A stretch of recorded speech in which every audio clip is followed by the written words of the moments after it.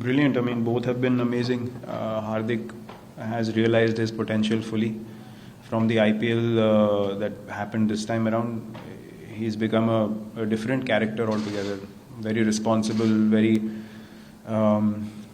very aware of his abilities, and I think that's the biggest difference I see. That he realizes what he can do as an all-rounder for India, and he's working as hard as I've ever seen him work to be able to play like this regularly and get back to full bowling fitness, which is going to be a massive factor. And Surya, I mean, I don't think that there are many players in world cricket who can play like that at the moment. So as I've said in the past, once he gets going, he can take the game away from anyone in the world.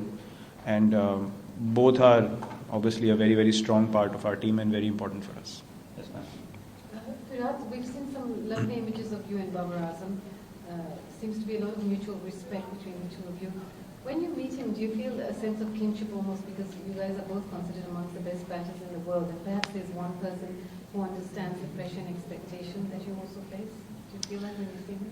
See, Babar is a very nice guy. I've always had good conversations with him. He's much junior to me, so kinship I'm not sure of. But there's respect. There's always respect. He was always keen to learn. I mentioned this before. He spoke to me after our game in 2019 World Cup, a little bit about how to go about things, and always keen to learn. So it's no surprise that he's playing like this and in all formats of the game. He's obviously a very, very talented player. It's always very nice meeting him and all the other guys. I mean, they're all very sweet. They all really get along with us, and they're very friendly with all of us, and there is mutual respect between both the teams, and I've certainly realized that from last year as well. We're a very competitive team, but very respectful as well. We are crunched for time. We'll take last three.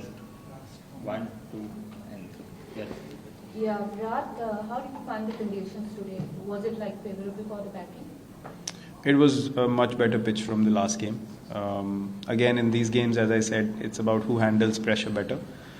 And today, Pakistan stepped up, and in the crucial moments, they played better than us. So I hope the pitches remain like this and not become slower, because 2020 cricket, you want to be able to have these kind of matches where both sides score runs, and then the bowling lineup that holds their composure, eventually they win the game. Yes, sir. Yeah, Virat here. It's all the 3 innings you batted very deep actually. Yesterday Rahul said he's quite happy that you got time to settle, play yourself in.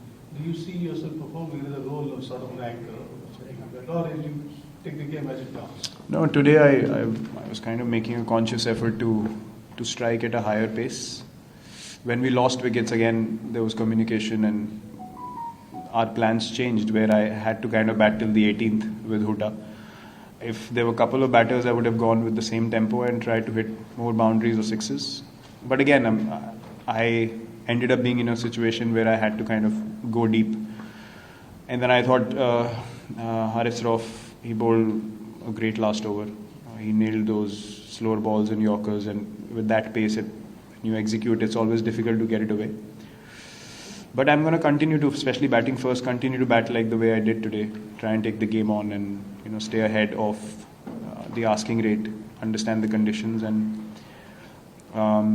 just bat freely. So as long as I'm in a good space and I'm confident about my batting, I know I can bat in many ways. So it's just about getting back into the groove and getting more confident with how you're playing, and then once that happens, then the situation dictates how you need to play.